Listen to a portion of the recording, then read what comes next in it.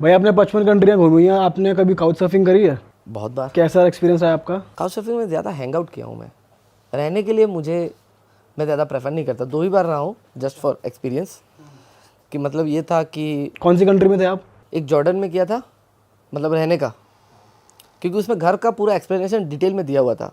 Private room है, balcony है, तो आपको लगा चलो सेफ है? सेफ है। अगर भाई मैं पहुंच गया और बोल रहा है कि हाँ ये काउच में आपको रहना है, अब भाई 10 बज गए, अभी मैं क्या करूं?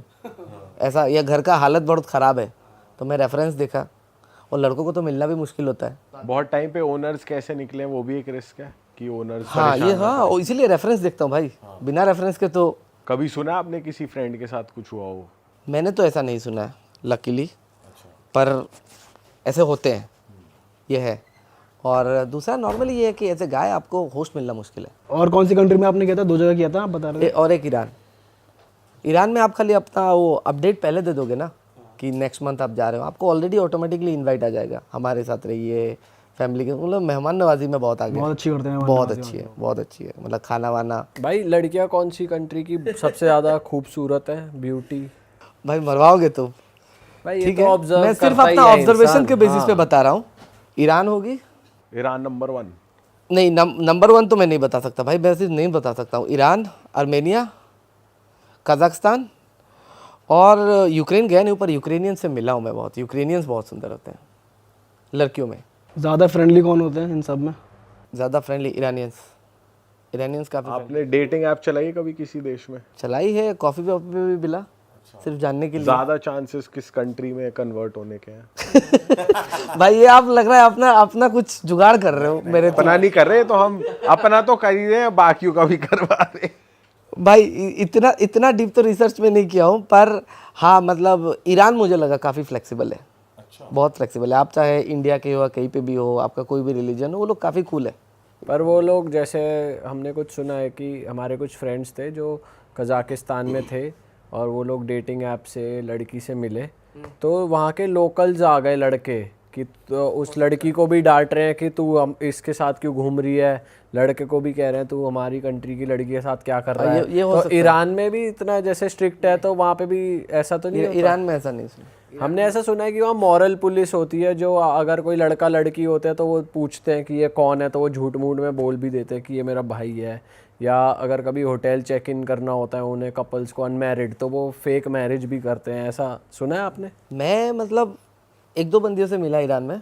एक तो गाड़ी था, वो मुझे मतलब पूरा पिकअप ड्रॉप घूमने गया था, तो एक आध बार था कि मतलब एक रेस्टोरेंट वाला था, वो मेरे से पूछ रहा है कि क्या था? कहाँ से हो, क्या नाम है, मैं बोला इंडिया वगैरह। तो ज़्यादा कुछ हुआ नहीं है। तो भाई ने बोला जो सेंट्रल एशिया है, कजाकिस्तान, ये सब में हो सकता है।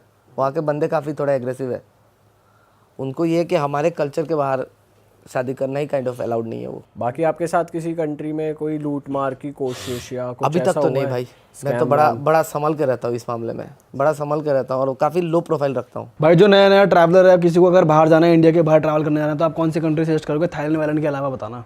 ऑफ बीट कंट्री बताओ कोई, जहाँ ज़्यादा लोग नहीं जाते पर वो सुंदर बहुत है, जाना चाहिए सबको एक बार। भाई फर्स्ट टाइम के लिए, फर्स्ट टाइम नहीं पर वैसे भी आजकल तो घूमने के श्रीलंका लिए। बहुत जा रहे हैं। आप गए हो? मैं तो भाई बेंगलोर में रहा था 4 साल, थोड़ा साउथ इंडियन वाइब है। कैसा, मतलब आप उस साइड गए जो बीचेस वाली साइड है, पार्टी वाली साइड है, कैंडी टाइम पे बीच? नहीं, तो 2017 में था, उस टाइम पे पार्टी वाला सीन तो अभी रिसेंट हाँ अभी स्टार्ट हुआ है। अभी रिसेंटली श्रीलंका काफी वाइल्ड हो गई है, मैं भी सुना हूँ। मैं उस टाइम पे गया था, साउथ ऑफ श्रीलंका बहुत लेट हो गया, बहुत पार्टीज उधर। मैं लिया था वहाँ पे। एक ट्रेन है, कैंडी से एल्ला का एक ट्रेन होता है, वो बहुत फेमस है।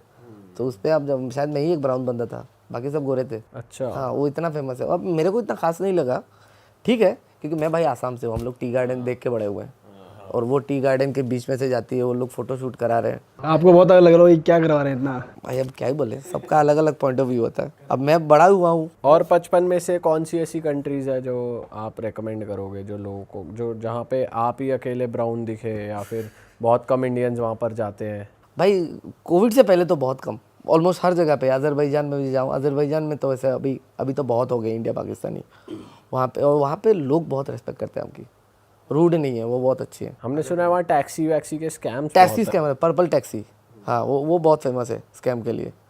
हाँ वो है, क्योंकि बहुत टाइम क्या होता है ना, हमारे लोग, वही होता है ना कि बाहर जा रहे हैं, बहुत एक्सपेंसिव है, ठीक है, तो इस चीज़ को ओवर एस्टिमेट कर लेते हैं। एक्चुअल फेयर अगर 500 है, वो लगेगा वो 3000 मांग रहा है इंडियन, यहाँ पे तो 3,000 ही होगा, हालांकि इंडियन 500 ही हो रहा है वो, तो उसी में स्कैम हो जाता है। इसीलिए बहुत टाइम ये लोग इंडियन को ही घेरते हैं। आप एयरपोर्ट में जाओगे ना, वाइट बंदे भी होंगे पर इंडियन बंदे को बोलेंगे टैक्सी टैक्सी टैक्सी, को पता है इसको ज़्यादा आइडिया नहीं है। वो लोग तो होमवर्क करके आते हैं, हमारे बहुत लोग होमवर्क नहीं करते। सही बात है भाई। आप इतना घूमे हो, कुछ ऐसी टिप्स आप देना चाहते हो ऑडियंस को जो भी अभी नया नया ट्रैवल करना शुरू कर रहे हैं, कुछ ऐसी टिप्स जो बहुत ज़्यादा मतलब हेल्पफुल होंगी उनके लिए? सबसे पहले तो भाई आप वीज़ा पॉलिसी पहले चेक कर लो। ये एक चीज़ है कि अगर मैं गया था आज श्रीलंका में या कहीं पे वीज़ा ऑन अराइवल था, तो आप जा रहे हो 6 महीना बाद, आप पता कर लो अभी है कि नहीं, क्योंकि ये कभी भी चेंज हो सकता है। ठीक है, आज अगर सपोज़ अभी चाइना के साथ इंडिया के रिश्ते अच्छे हो रहे हैं, अभी डायरेक्ट फ्लाइट आ रही है, क्या पता कल अभी चाइना नेक्स्ट ईयर हम लोग को ई वीज़ा दे दे या वीज़ा ऑन अराइवल दे दे। तो आप अगर इस बेसिस पे कर रहे हो कि हाँ वीज़ा ऑन अराइवल है, टिकट कर लिया, फिर पता एयरपोर्ट पे जाके पता चल रहा है सर वीज़ा, बोले वो तो अराइवल है, नहीं अभी तो लास्ट मंथ से तो अभी चाहिए होगा, आप तो गए। आपके साथ हुआ ऐसा कुछ? नहीं ऐसा, मैं तो भाई इस मामले में थोड़ा होमवर्क करके जाता हूँ। आपके यहाँ देख लीजिए, ये होता ना, आप बता रहे थे कि आपने ई वीज़ा लिया था आर्मीनिया का, फिर आपको वहीं से जॉर्जिया में तो बहुत भाई, इस बार के बता रहा हूँ, वो एक भाई मिले थे, उनको भी एंट्री डिनाई हुआ था। तो वो भाई वो 3 साल से बिजनेस कर रहा पे पूरा लीगल, बोल रहे भाई मैं 6-7 बार आ चुका हूँ, ठीक है, इस बार एंट्री डिनाई कर रहे हैं और उसको मल्टीपल एंट्री देते हैं। आप नॉर्मली ई वीज़ा लेंगे ना, मल्टीपल एंट्री देते हैं। वो बोल रहे हैं, उनको ये बोला कि विनीत भाई है दिल्ली के, तो बोले कि आज तो नहीं होगा, आप 2-3 दिन बाद फिर ट्राई कीजिए। ये पता नहीं और क्या 7 लॉजिक बार है। जा चुके हैं वो already। हाँ, क्योंकि वो बिजनेस कर रहे हैं ना, उनका आना जाना लगा है। फिर तो नहीं करना चाहिए भाई अनप्रेडिक्टेबल है, स्टूडेंट्स लोगों को डिनाई कर रहे हैं। रीजन कुछ नहीं देते, ये बस बोलते जाओ। पहले तो आपका ये होता है ना कि आपको ढूंढेंगे कुछ, आपके पास ट्रैवल इंश्योरेंस है कि नहीं, ये कि नहीं, तो बहुत टाइम आपको ऑब्वियस हो जाता है कि ये कुछ ढूंढ रहा है, एक चीज़ मिल जाए, अच्छा एकोमोडेशन नहीं है, ट्रैवल इंश्योरेंस नहीं है, फिर तो नहीं होगा। समझ रहे हो? वो वैसा होता है ना कि जैसे आप बैंक वगैरह में जाते हो लोन लेने के लिए, ठीक है, पैन कार्ड है, हाँ जी है, ड्राइविंग लाइसेंस है, हाँ, पासपोर्ट है, ये आधार कार्ड है, राशन कार्ड है, नहीं, अरे वही तो चाहिए। वो ढूंढ रहा था, जो नहीं है वही तो चाहिए, है ना? जॉर्जिया में ये चल रहा है। ये चल रहा है यार, सब कुछ होगा तो बोल देगा। आपको किस बेसिस पे करा रिजेक्ट? आपके पास क्या नहीं था? भाई मैं तो सब लेके गया था, बैंक स्टेटमेंट तक लेके गया था नया। बताओ। और भाई ये तक मैं बोला दिसंबर का साउथ अफ्रीका का टिकट है मेरा, मुंबई से राउंड टिकट, मतलब मुंबई से जाना फिर वापस मुंबई आना, दिसंबर में, अभी चल रहा है अक्टूबर। मैं तुम्हारे कंट्री में क्यों बसूँ भाई, मुझे मुंबई से जाना भी तो है। समझ रहे हो? तो उनको ये है ना कि सोलो इंडियन ट्रैवलर वो लोग वेलकम नहीं करते, सिंपल है। अगर हम ग्रुप में जाएं? ग्रुप में जाए तो चांसेस है, अच्छे चांसेस है, एंड गारंटी तो नहीं दे सकता भाई। और फैमिली को कोई प्रॉब्लम नहीं करते वो लोग, या आप स्टूडेंट हो तब आपको कोई दिक्कत नहीं है इन जनरल। एंड भाई और एक आप बता रहे थे, और भी कोई ट्रैवल टिप्स आप बताओ।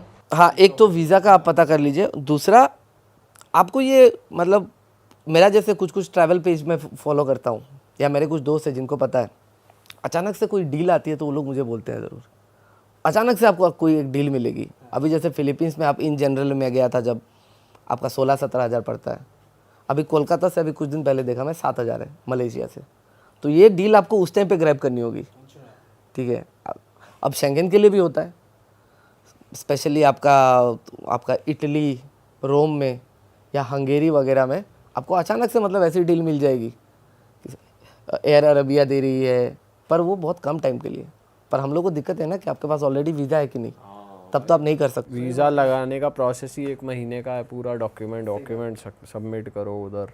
ये है ना कि जो आपको बोला था कि तुम्हारा वो ढूंढते हैं जॉर्जिया में, जो आपका क्या नहीं है, ठीक है। जो आपको बैंक में भी मैंने बोला था ना, आप लोन लेने जाओ, आपको घुमाएंगे। अब बैंक का तो हम लोग SBI का बचपन से ही सुनते आ रहे हैं, काउंटर इसमें जाइए, फर्स्ट फ्लोर में जाइए, पर इसका एंडिंग कोई नहीं बताता। मैंने एक चीज़ देखा है, ये एंडिंग आप शायद रिलेट कर सकते हो। आप कोई BSNL स्टेट बैंक में गए, वही शुरू, ऊपर जाइए, इसमें जाइए, ऊपर जाइए, ठीक है। फिर बात स्पेशली फ्राइडे को होता है ये, ठीक है। आप जाएंगे, पूरा घुमा दिया, इसमें जाइए, उसमें जाइए, लास्ट में ना आपको काउंटर में एक नाम चिपकाएंगे, सरोज जी को ढूंढिए, ठीक है। और आप बाद में जाइएगा, वो सरोज जी उस दिन होता नहीं है, वो दिल्ली गया, मंडे को आएंगे। ये देखना अक्सर होता है ये लोग कि हाँ मतलब अब तू निकल, अब मंडे को, आप दिमाग मत खा, कोई एक ऐसा कैरेक्टर चिपकाएंगे जो उस दिन आया नहीं है। तो ये जॉर्जिया में होता है ऐसा? जॉर्जिया में आपको, हाँ मतलब आप सोलो काउंटर टू काउंटर करवाते? नहीं, काउंटर टू काउंटर नहीं है। हाँ, ये एक चीज़ तो मैंने देखा है कि मतलब आप सोलो जाओगे या जब डाउट है तो इमिग्रेशन की जो लड़की थी वो सब डॉक्यूमेंट चेक की, सब ओके था। फिर देखा वो साइड में देख रही है, वहाँ पे 2 उनके सीनियर सुपरवाइजर बैठे हुए थे, वो लोग सिग्नल देते हैं, ठीक है। तो उसने ऐसे देखा, मैंने देखा और वो बंदा ऐसा ऐसा कर रहा है, ठीक है, मैं समझ गया। ये तो जज कर रहे हैं फिर, मतलब ऐसी। तो आपको वापसी की फ्लाइट खुद करानी पड़ती है या वो डिपोर्ट कर रहे हैं वो तो भाई आपका एंट्री नहीं होते हैं ना, वो नॉर्मली एयरलाइंस की जिम्मेदारी होते हैं, जहाँ तक मैं जानता हूँ। अगर आप दिल्ली से इंडिगो में, नहीं तो आपके साथ हुआ ही है तो हाँ, तो वापसी की कैसे फ्लाइट? वापसी की मैं गया था बाकू से, अजरबैजान से, तो वो उन्होंने खुद से दिया है।